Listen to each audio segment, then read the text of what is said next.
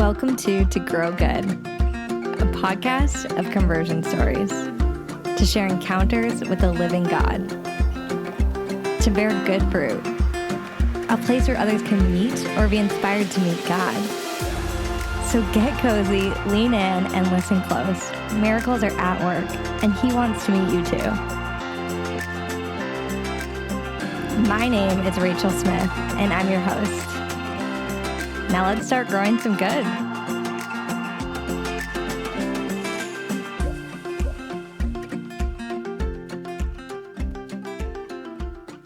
Hello, friends, and happy Tuesday. I hope you are having just an awesome week. I am so excited this week to bring the story of Mallory Smyth to you all. Mallory and I actually have a connection in the spiritual realm because years ago, when I was in my own conversion process, I came across Mallory while listening to Claire Swinarski's podcast, The Catholic Feminist, and she had Mallory on to share about the teachings of Humana Vitae and the dignity of the human person and what it is that the church teaches about this. And it was just so eye-opening because it was the first time that I had ever heard someone describe those teachings, and it would just cracking open my heart and my mind and it was a moment where I realized there was so much more to the church than what I had realized. Plus Mallory's just like fun and relatable and so funny, and I just love her. So you're going to love her too. Mallory's story is relatively unique. She actually grew up cradle Catholic, and then experienced when she went to college kind of a falling away from the faith. It wasn't until one night that she really came to terms with where her life was and what was happening because of it. And then, of course, she invites the Lord in, and I can't wait for you to hear what happens next. So without any other delay, here is the story of Mallory Smyth. Mallory, hello. Welcome to the show. Hi, Rachel. Thanks for having me. I'm so happy you're here and honored to get to speak with you. We were talking just before, and I was saying I feel like I've met a kindred spirit who has really helped me in my own conversion. So welcome. So happy you're here. Thank you. Can you start us out by just introducing yourself and telling us a little bit about you and what it is that you do now? Mm-hmm.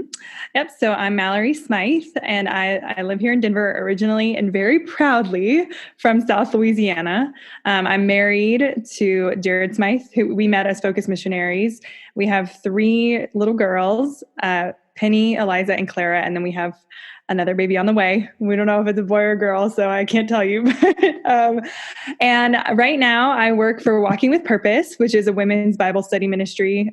Everybody check them out. But I do content creation for them. So I do writing, blogging, I make some videos and things like that. And so because of COVID, most of our life happens in the walls of our home.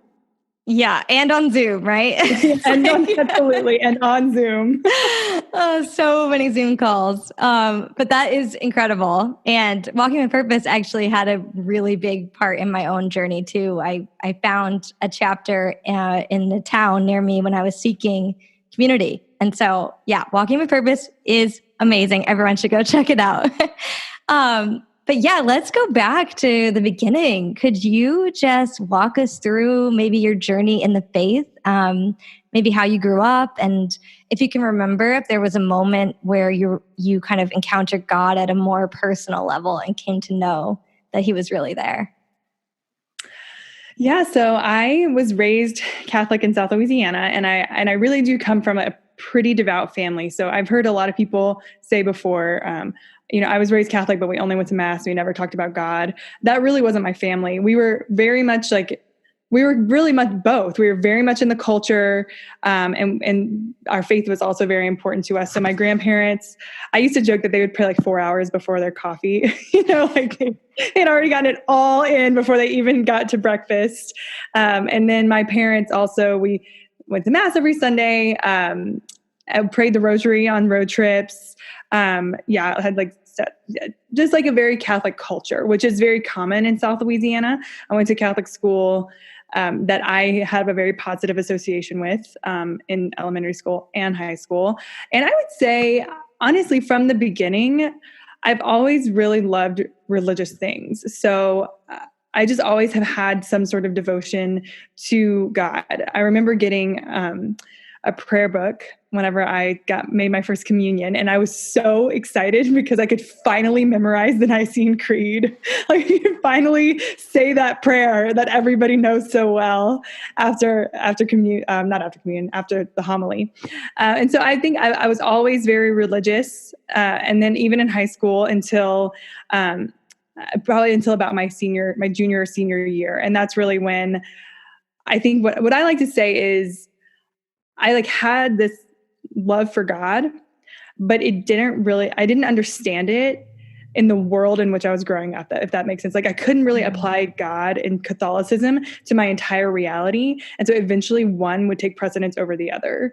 And so as I became a junior in high school, that's really when I started to question everything and kind of just started to well, this doesn't make sense. I didn't really get a good answer to this question. This seems better. This seems more fun. This seems like a better life. And so I ended up kind of leaving faith behind, slowly but surely. Yeah, that's so similar to my story too. I love how you just put that, because I've done some reflecting on that too. Because I feel like in so many ways I had the faith passed on to me, and yet I wasn't connecting all the dots. It was like a thing, but it was kind of a separate thing from everything else I was doing.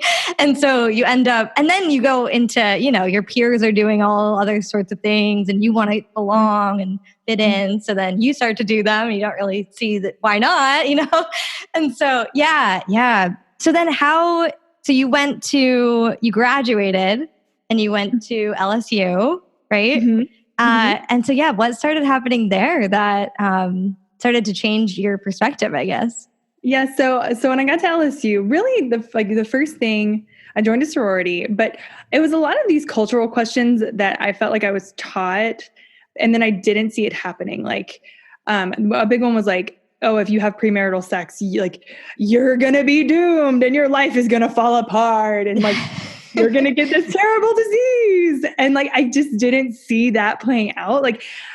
It was happening. And I learned later that is, I mean, it's not true with haunted houses and ghosts in the background, but it is a bad choice. But at the time I just didn't see that playing out. I saw these couples, and I didn't date very much, but I saw these couples who seemed really happy, and they seemed to be having a lot of fun and all of these things. And so I just kind of I stopped going to mass. I just started giving into more of an LSU SEC school lifestyle, which included tons of partying.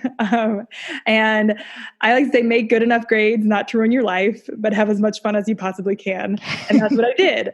And then at my junior year, I was headed out, and I was in summer school, and I was headed out to go meet some friends at a bar. And by this time I could legally drink, and I wasn't necessarily breaking any rules, and I wasn't even planning on going and having this major night. But I was getting ready to go, and I looked in the mirror, and there was just something that came over me. This moment of truth where I was I have no desire to do this.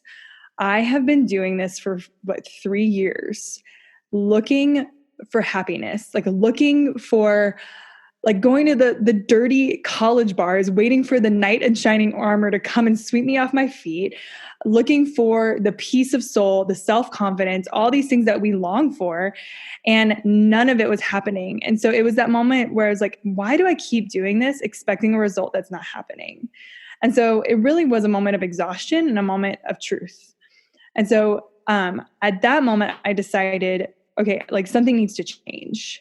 My behavior and my belief is not leading me to joy. It's not leading me to any sort of real happiness. I'm not self-confident. I don't have the same sort of respect for myself that I did whenever I was religious. But at that time, I didn't have any religious belief. I remember thinking to myself, I can't believe I ever thought that God became a baby. I remember thinking how ridiculous that I would think such a silly thing. And so at that point, I just didn't have that belief anymore. And actually, I think Archbishop Sheen says, if you behave, the way you behave is the way you will eventually believe. And that's exactly what was happening. And so I just said, okay, well then like, I still need to make a change. I need to figure out what I believe. I need to figure out how I'm going to live. And so I went to Barnes and Noble, bought a couple books on atheism. I was like, great, I'm going to be like this honest, charitable atheist. And so I read Richard Dawkins' book, The God Delusion, and it just didn't jive. Like I read it with the most honest, like perspective I could. I was so open to it.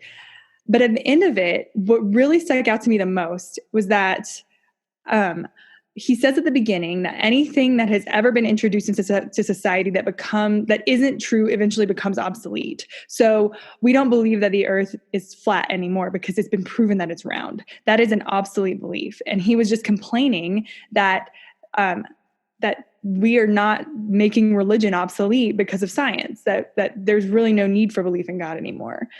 And what I got from that was this moment of humility, really, because I think really it's pride that keeps us from belief in God in the first place.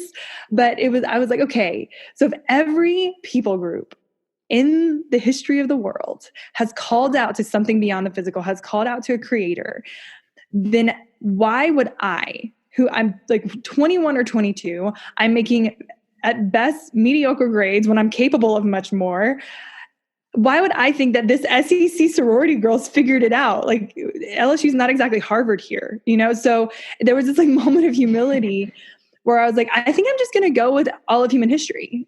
And I said a prayer and I said, Lord, I don't know if you're real, but I'm jumping on your team and you better prove yourself to me. And then, and like we were just talking about before the show, he did. Like I just like crack open the Bible. I would like listen to a Christian song here and there. Like I knew I needed to make changes, and he just blew the door open. He sent somebody into my life who discipled me. I didn't know what that was by any means. He gave me a church community, like all these things. And he did the work and he really brought me to him. Wow. Wow. I love that. And what a grace just like to read that book and to be able to even see it that way, I think was the Lord working in your heart and in your life for sure. But like also what a good perspective, like that you actually did consider atheism. You're like, okay, like this seems like the easier way to go because then I don't really need to change anything that I'm doing. Mm-hmm. It's kind of like be a good person, but not believe that there's anything after this sort of thing. Mm-hmm. But then to have that moment of humility and realize, yeah, there's more beyond just like my life. And like so many people have lived before me and asked these same questions. I think that was a huge moment in my own story too, when I started to realize like, oh, wait, like I'm not the only person that's ever had these feelings, you know, like there's actually a lot of people out there that have started to contemplate these questions. And then very soon, when you start to go down that path, I think the Lord, if you let him, will give you exactly what you need. You just have to start being open to it. Yes. And invite him in. And then I love what you said about how he brought someone into your life, because so often it's through relationships. Mm-hmm. And I think sometimes we can miss that too if we don't realize that that's the Lord bringing someone into your life who wants to help you learn something or grow in this area. But how did you meet that person and who were they? Yes, so I started some sorority sisters of mine who were not partying the way I was, had been inviting me to this local non-denominational church. It was right in the middle of sorority and fraternity row called the Chapel on the campus. Wow. Shout out to the chapel on the campus. And so I just like finally said yes. I was like, okay, I'll go. Like I've never really spent time. I actually had a little bit of familiarity with the evangelical church, but not too much. I mean, most of my life was very Catholic, and but I just wanted something different, and I didn't really like the Catholic church on campus. So I went, and then the next week, I enjoyed my experience. It was very good. The next week, I was working at a museum, and I was by far the most gregarious personality there. Everyone else was really quiet. I felt like I had no friends. And this volunteer shows up. She had to volunteer for a class. It's like cute as a button, little tiny girl with the same outgoing personality as me. And so she and I, we got shushed all the time because we would be talking while we were working together.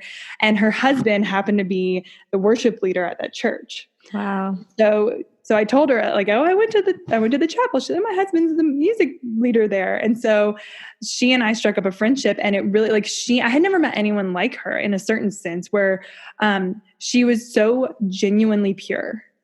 Like she had grown up in a Baptist, she was Baptist, non-denominational, and had this like deep, deep, annoying love for God that kept her behavior white as snow.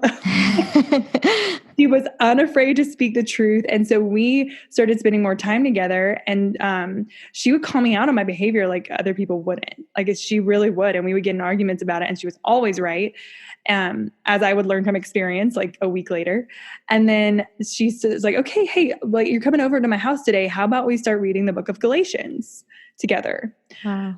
And I'm like, okay. So she really like, she walked with me through like, how do you study scripture in a way that like makes sense?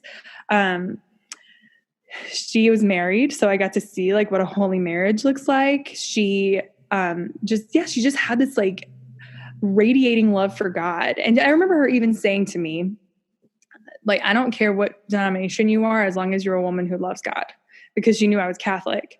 And so really it was out of that friendship that really like, kind of like the woman at the well, whenever she meets Jesus, then she runs away and she goes to the townspeople and says, come meet this man that has told me everything I've ever done. And then eventually the townspeople say, now we believe because of him, not because of you.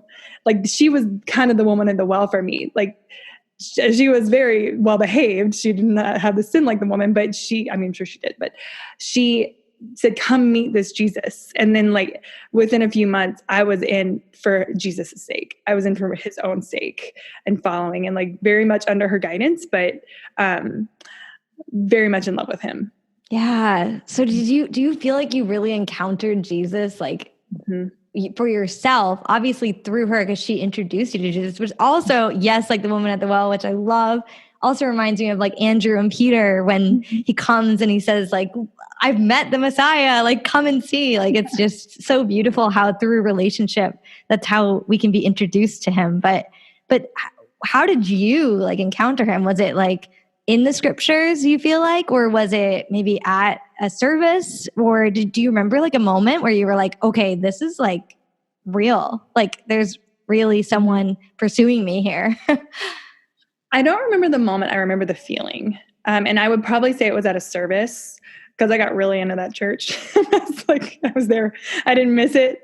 And I was going to mass and I was doing both at that time. But what I remember the most, and I'm picturing my hands up, so I was probably in worship at the church, was this feeling of like, oh my goodness, my whole life, I have thought you wanted me if I was good. And so when I was no longer good, I walked away. But like what I am meeting right now is like the God of the universe, Jesus Christ, who doesn't want me because I'm good. He just wants me. Like he sees the train wreck. He sees the secret sin. He sees the secret thoughts. He sees the mess that I am. And he just wants that. Like he just wants me. And like, I just remember him being like, give me yourself and I will take care of it. I make you good. And like that, I just felt like I finally found this love, this genuine love that my heart had been searching for. And I didn't have to do anything for it. And that didn't mean it didn't have effects, right? It wasn't like, oh, well, I said I love Jesus and I'm done. Like it was a real relationship where I was fully wanted and fully desired. And then that love and that desire that was given to me would change me. Like that. Yeah, that's like, there was a moment where it was just like, you can rest because it's here, you found it, and this is what you're looking for. Wow. So yeah. Wow. That's amazing. I love that. It's going to make me cry. It's so true. And it's just so beautiful. I love how like receiving that love is what makes us want to love and like bring it out into the world to others better. And like better our own hearts. And it's just so beautiful, everything you just described. But so then, now I'm dying to know, like, how in the world did this come back to the Catholic Church? And like, what was going through your mind? You must have been confused. I mean, did part of you just want to be like, okay, bye to this Catholic faith And hello, like I just met Jesus in this Baptist church. Like, yeah. So what happened? Yeah, so I got really bitter towards the Catholic Church. I felt like, how is it that I'm walking into this coffee shop next, they have the coffee shop because that's what they do. And all of these like attractive young people have their Bibles open. They're reading, they're talking about the name of Jesus. They're talking about mission. They're memorizing gospel presentations. What is a gospel presentation? Like all this stuff. And it was like, I mean, maybe it is seemingly weird to the world, but it was really winsome and normal. Like it wasn't like you didn't walk in and feel super awkward. Like these were people who also really loved LSU football games and they ran marathons. Like it wasn't just Jesus. They had other interests that people could relate to, but the foundation of it was the Lord. And so I started to develop a very bitter heart because I was like, where was this? Where was that dynamic preaching? Where was that good music? Where was the woman who's standing at the door just like, oh my gosh, we're so glad you're here. Like, we're just so glad that you came tonight. Where are the people talking about spreading the gospel to the ends of the earth? That made me really bitter because I felt like I had been missing this treasure that had been in front of me my whole life because no one even knew it was there. And most Catholics don't even know what they believe in the first place, right? Like the joke is like, oh, we're Catholic, we don't read the Bible. Like, that's a horrible joke, Yeah, So I went on a mission trip with this church to Prague, where we were doing evangelization every day, which again, like totally foreign to Catholicism. And it was really uncomfortable. And that we were also in prayer every day. We're in 45 minutes of quiet time, what they call it, every day. And those things changed me, but I did emerge from that saying like, I want to be a Protestant. I don't want to be a Catholic. I moved after that mission trip. That was like the end of my college career. I moved to Florida to be an accountant, which is like laughable.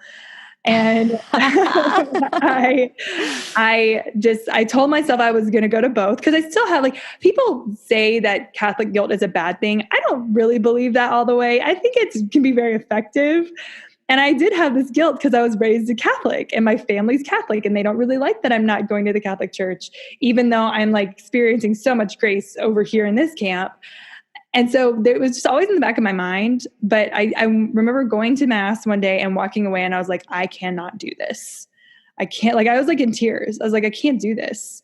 And then probably a few months passed and I just had it on my heart, like that I should go to adoration, that I should just go back to the church. I should really give it more of a chance.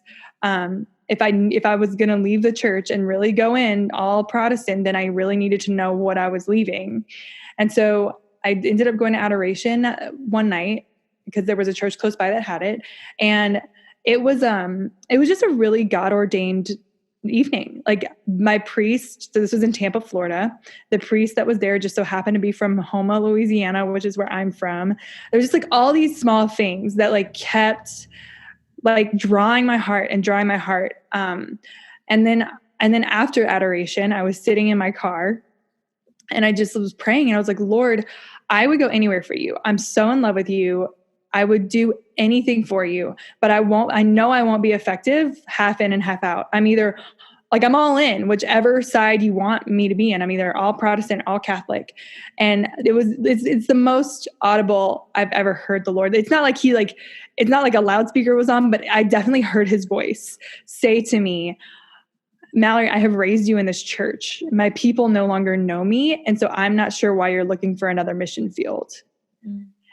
And I was like, okay, like wow. That's easy, And so at that, like in that split second, I was like, I'm staying in the church. I'm going to be a Catholic. I had no love for the church.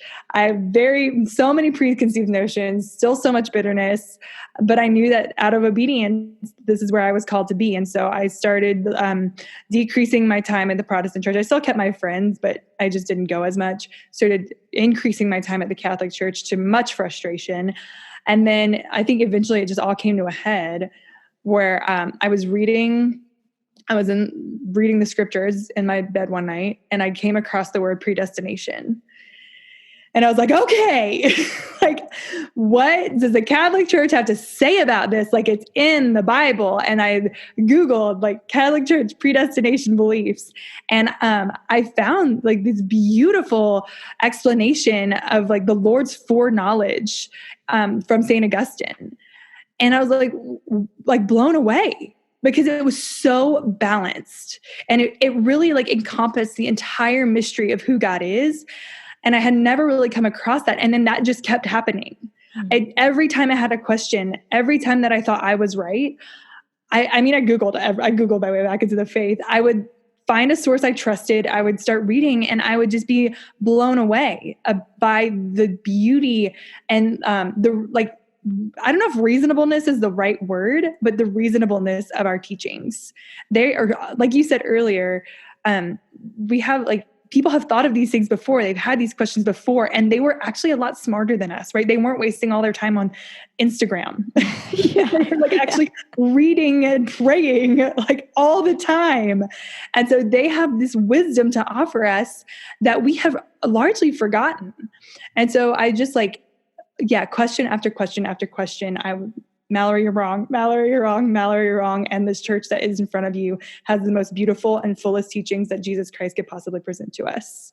Yes. Yes. Oh, I love that. And so similar to my story, just like how seemingly like I would like have these questions in my head and then like stumble upon the answer like the next day. And I was like listening to podcasts. That was my thing. Like, and I was going back in catalogs, like old episodes, and they would happen to mention the thing that I was thinking about or wondering about. And it was just so beautiful, like how the Lord gives you that when you're open. He really will like give you exactly what it is that you're looking for and give you the saints' writings or the teaching that you need to hear and just help you to grow even deeper. And I love how you kind of explain that because I feel like even at the intellectual level, he wants us to grow and seek those questions and then find the answers because they are there and they're in the church and it's just so beautiful. And I love too what you're saying, like once one domino fell or falls, you're kind of like, wait, like what else like is there? Like it's almost like it's exactly like the scripture, like the man finding the treasure in the field, and then they're just like, I'm selling everything and I'm I'm coming back to this treasure. Like this is so much better than anything I've ever found in my whole life. So I love that. And so wow, what a journey. When was that after you graduated that happened? That was in my early 20s. Okay. So I would say, but by the time I was 24, I was like in. So it was like from the time that I really gave my heart to Jesus. So it's probably about 3.5 years between the end of college and into my young professional life, which very quickly changed into a life of full-time ministry. So. Yeah. How did you become a focus missionary? And then, if you want to just, I guess, share your time in focus and then how you got to where you are today at Walking with Purpose. Yeah. So I quit my accounting job and eventually I became a youth minister, which was the last thing I ever wanted to do in my life. In my life. Even when I took the job, I did not want it. But I knew like I would sit in my accounting office and I'd be working and I had a great team. Really, I wish I could have taken them with me throughout my professional career. They were so fun. But I was on fire. And I just felt like, okay, I was raised Catholic. All my friends were raised Catholic and we have no idea what we have. Like we have no idea. And I am working in this Excel spreadsheet. What am I doing with my life? And so the opportunity kept coming up. There's this church that needed a youth minister and it just kept coming back. It kept coming back. It was a major pay cut, as you can imagine, huge pay cut. But I knew that if I took a raise at the accounting firm, I was going to be an accountant for the rest of my life because money talks. And I knew that if I was going to become, if I was going to be working in church ministry, that I was just going to be poor. Like that was just how it goes in the Catholic Church. So I decided to take the job. I liked it for what it was. I didn't love it. It was kind of hard to go from this like corporation where they're like training you to kind of climb the ladder to like, here are the keys, go make it work. So anyway, over that year, I met a friend in Tampa who his life was changed similar to mine, but through a Focus Bible study at UF. I'd never heard of Focus before, but I knew what Cru was, Campus Crusade for Christ. And he just kept talking about it, and he interviewed for it, and he got it, and he turned it down, but then he just wouldn't stop talking about it. And he kept being like, you would be a great focus missionary. I was like, yeah, you're probably right, but I really want to move back to Louisiana, and you have to fundraise your salary. Like, I'm already poor. But it just, again, it just like kept coming back. And then Curtis Martin, the founder of Focus, spoke at UF. And it just so happened, like, I had something going on that night, but my calendar just opened up. And so I went with my friend, and I heard Curtis present the gospel in a way that I had heard in college. And again, it was just like, okay, fine. I guess you're making it very obvious. This is what you want. So I applied to be a focus missionary at it was after the last deadline. And I said yes. And I always joke that Focus could have been going under the next day. I knew nothing about it. I just knew that they did what those missionaries, like those Protestants, did at LSU, and that really worked with me. And I had this like burning passion to spread the gospel through the Catholic Church. So I became a Focus missionary. I served at Tennessee, University of Tennessee, and Texas State. And it was, truly, they were hard years, but they were two of the best years of my life. I think what I learned is that no one really knows what they're doing, and that the Lord, it really is God. And when we make ourselves available to him, he will use us. If we don't make ourselves available to him, he will not use us. But even when we make ourselves, he will still, what I saw was that I came up against my imperfections constantly. I didn't want to talk to girls past 10 p.m. I'm a little bit of an introvert. There's certain things where I really wanted to protect my time, and God still multiplied what I offered him. There are things that happen that just shouldn't have happened because of my selfishness, but they happened anyway, despite my selfishness. And that was amazing to see that he uses us in that way. But the bigger thing is that really what he wants is inner transformation of us. And so over those 2 years on campus, it was inner transformation of myself. And then transformation of those that I met, right? He always wants to transform us first, and then he wants to transform others through us. He never objectifies us and just uses us as a vessel. He always wants to make us holier. And so, yeah, they were two of the best years of my life. I met my husband during that time. We dated long distance. And then I worked in the office for 3 years.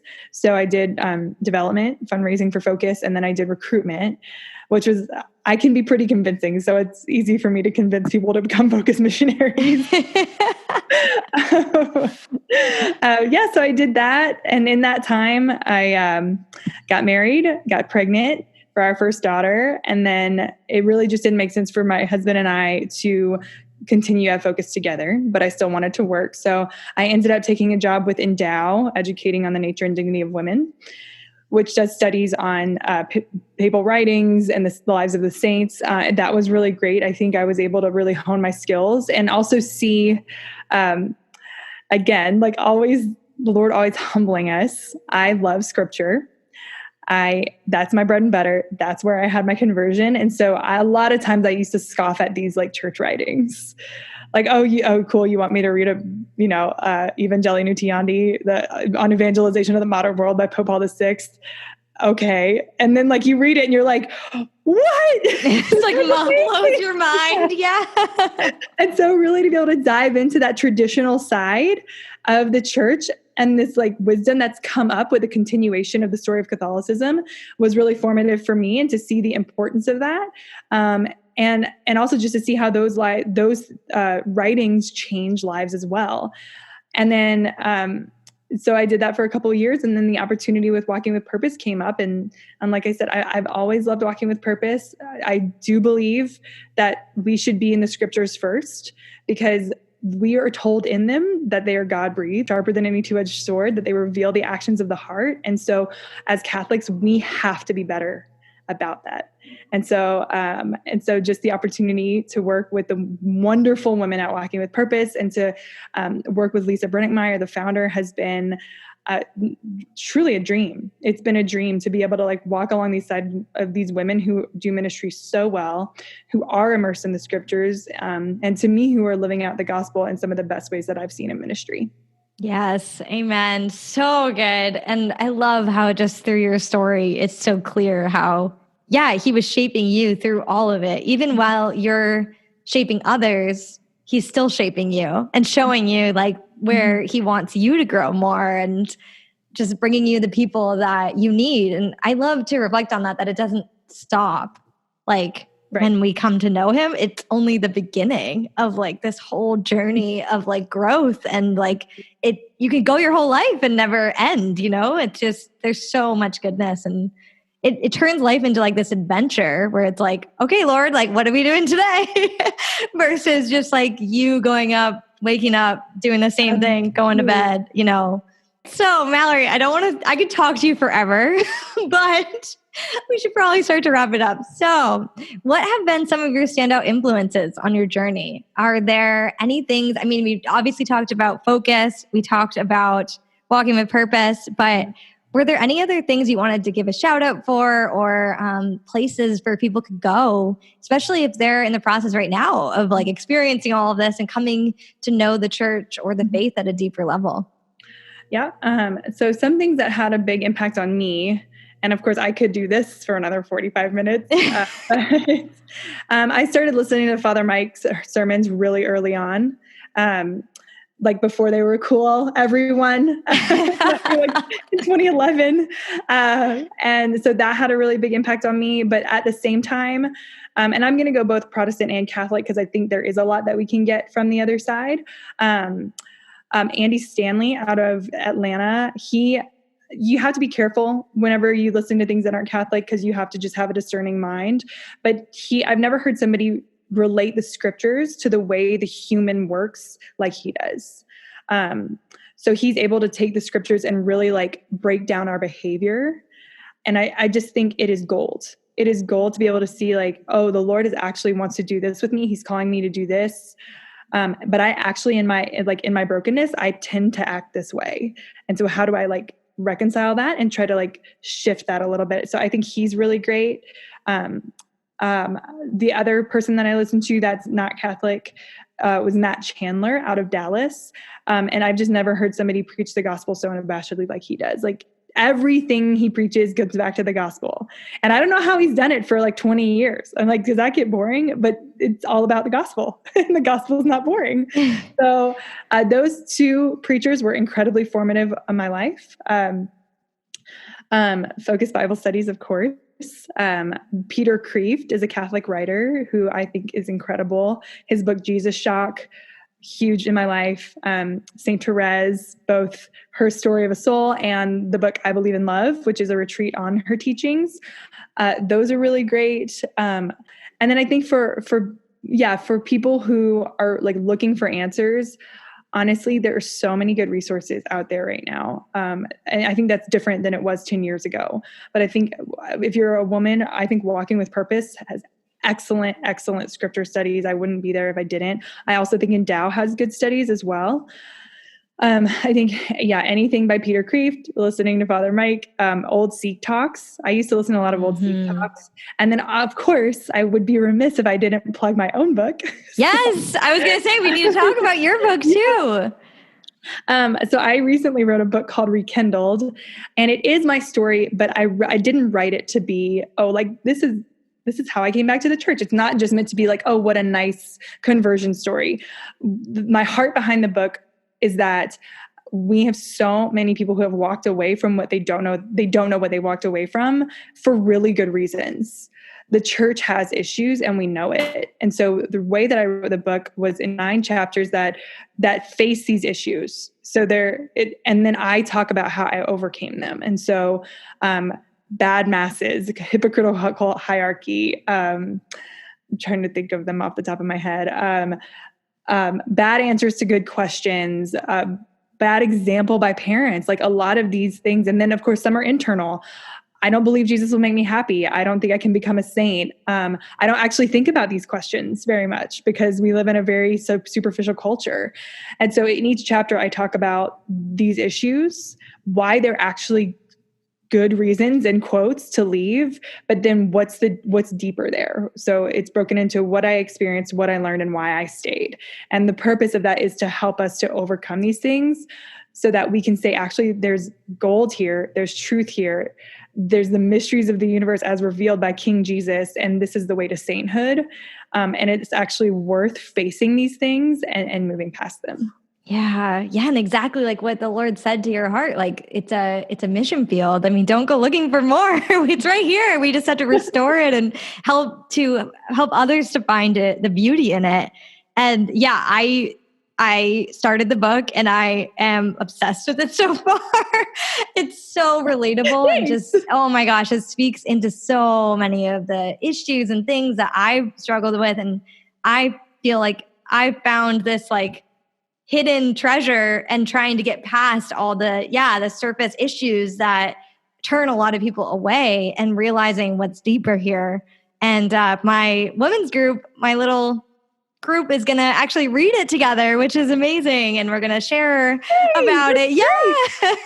So I'm really looking forward to that because I think it will spark so much good discussion and just the beauties of our faith, but also the challenges that we face as Catholics too within our own church. And so the last question I hope to ask everyone who comes on at the end is, can you share with us one scripture verse that is either speaking to you recently or that played a foundational role in your journey, and why that verse? Okay. I thought about this and then I didn't look it up. So it's in Galatians. This was actually huge for me. So it's in the first couple chapters of Galatians, everybody. Sorry, I didn't look it up, but it's when St. Paul talks about his own conversion. And he says, like I was this, I was like, I was a scholar, I was all these things. And then I met the Lord. And then he said, and then I asked no one, but like, I know that I have to preach his name. And I'm totally paraphrasing it. I will find it and send it to you if you want to put it in the show notes. Yeah, no, I will. But he said, I asked no one. And then I went and preached the gospel. And at the time in my life, I was at a crossroads where I didn't know what the Lord wanted of me, but I just knew that I had to preach the gospel. And I felt like that was exactly for me. Like Mallory, you don't have to ask for permission. You don't need permission from your parents. You don't need permission from your friends. You don't have to ask for permission. I am calling you to spread the gospel. And that means that you have to follow me in whichever way I'm calling you to do that.